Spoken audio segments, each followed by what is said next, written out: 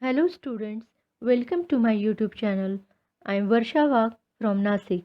Today we will learn the topic Animal Classification of Science from Standard 10. Formation of groups and subgroups of animals depending upon similarities and differences among animals is called as animal classification. History of animal classification. Time to time, different scientists have tried to classify the animals. Greek philosopher Aristotle was the first to perform the animal classification. Aristotle classified the animals according to the criteria like body size, habits, and habitats. Further, as per the new developments in sciences, references were changed and thereby the criteria of animal classification too. Classification proposed by Aristotle is known as artificial method. Besides Aristotle, artificial method of classification was followed by Theophrastus, Pliny, John Ray, Linnaeus, etc. Later on, natural system of classification was followed. Natural system of classification was based on various criteria like body organization, types of cells, chromosomes, biochemical properties, etc. Benefits of animal classification. Study of animals becomes convenient. Study of few animals from a group helps to understand about that entire animal group. It gives idea about animal evolution. Animals can be easily identified with great accuracy. It helps to understand the relationship of animals with other living organisms. It helps to understand the habitat of each animal and its exact role in the nature. It helps to understand various adaptations shown by animals. While studying animal classification, you should be familiar with few terms like anterior means head end, posterior means tail end, cephalic is toward the head, caudal is toward the tail, dorsal is backside, ventral is belly side, lateral means on or toward the side, medial means on or toward the middle. Proximal means toward the central part, distal means toward the extremities, and peripheral means near the surface of the body. Traditionally, depending upon presence or absence of the notochord, the animal kingdom has been divided into two groups, non-chordates and chordates. Notochord is a long, rod-like supporting structure present on dorsal side of animal body. It keeps the nerve tissue isolated from remaining body. Characters of non-chordate animals are as follows. Body is not supported by rod-like notochord. Pharyngeal gill slits are absent. Nerve cord if present, it is on ventral side.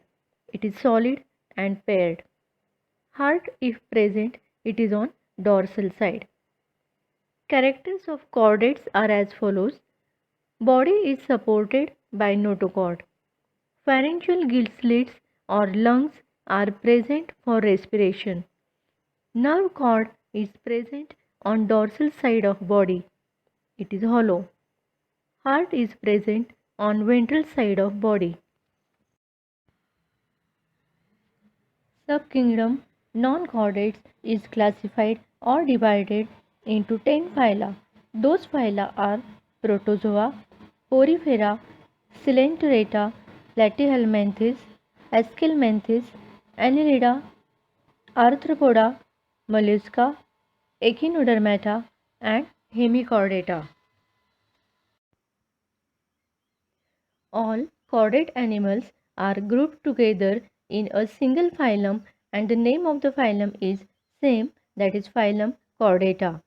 This phylum has been divided into three subphyla as Urochordata, Cephalochordata and Vertebrata. Subphylum Vertebrata has been further divided into 6 classes as Cyclostomata, Pisces, Amphibia, Reptilia, Aves, and Mammalia. This conventional system of animal classification or traditional method of animal classification was in practice till now. However, nowadays new system of classification is followed. At present, according to the five kingdom classification system of Robert Whittaker, all multicellular animals are included in kingdom Animalia.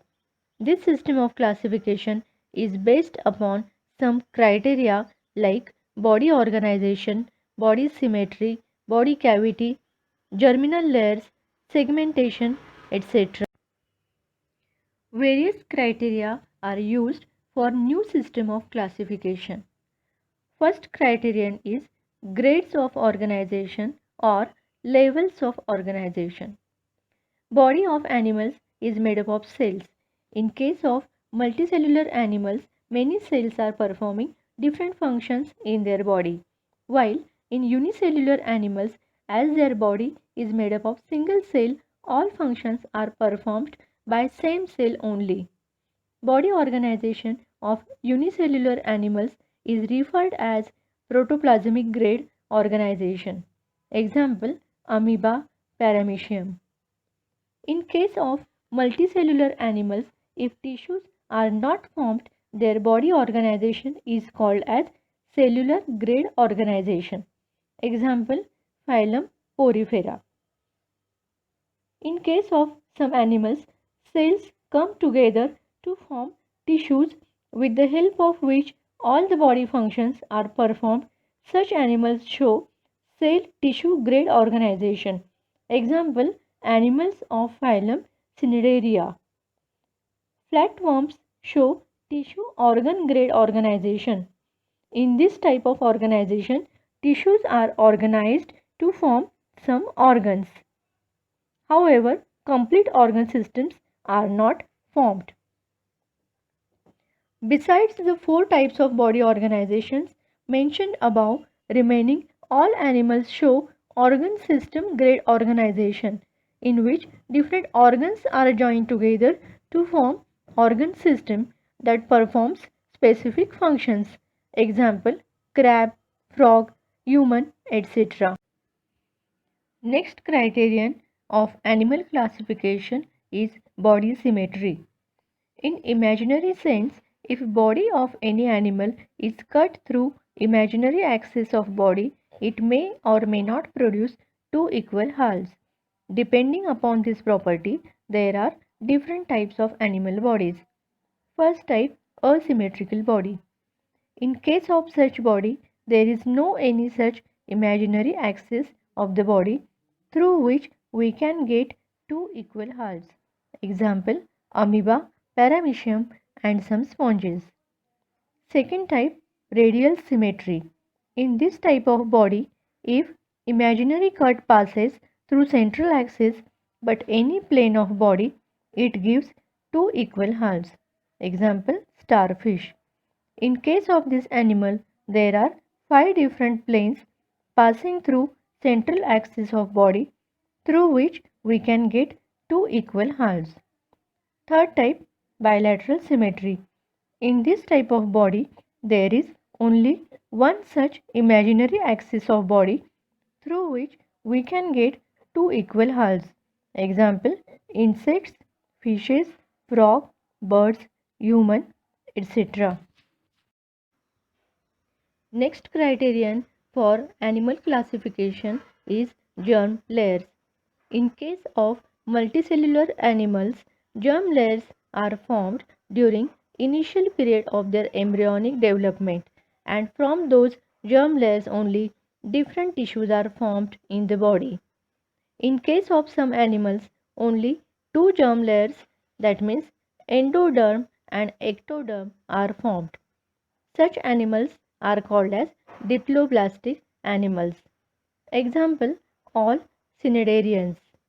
In most of all the remaining animals, three germ layers are formed, that is, mesoderm besides endoderm and ectoderm is also there. Such animals are called as triploblastic animals. Next criterion for animal classification is body cavity or coelom. Cavity between the body and internal organs is called as body cavity or coelom. In case of multicellular animals, during initial period of their embryonic development, body cavity is formed from either mesoderm or gut. Such type of body cavity is present in animals of phylum Annelida and all phyla coming after Annelida. Such animals are called as eucoelomate, that means animals with true body cavity. Body cavity is absent in case of animals from phyla Porifera, Cnidaria and Platyhelminthes. Such animals are called as acoelomate. In case of animals from phylum Aschelminthes, they have body cavity but it is not formed by the above mentioned two ways. Hence, those animals are called as pseudocoelomates. Next criterion for animal classification is body segmentation. If the body of animals is divided into small similar units, then such body is called as segmented body and each small unit is called as segment. Example, animals like earthworm from phylum Annelida. This is new system of classification of animals in which kingdom Animalia contains all the multicellular organisms without cell wall. This classification we will study thoroughly in my next video. Till then, goodbye and take care. Here is the end of the video. I hope the video is clear to you. If you like this video, do like, share and subscribe to this channel. If you have any doubt, let us know in comment section and do suggest topics which you want me to explain. Thank you.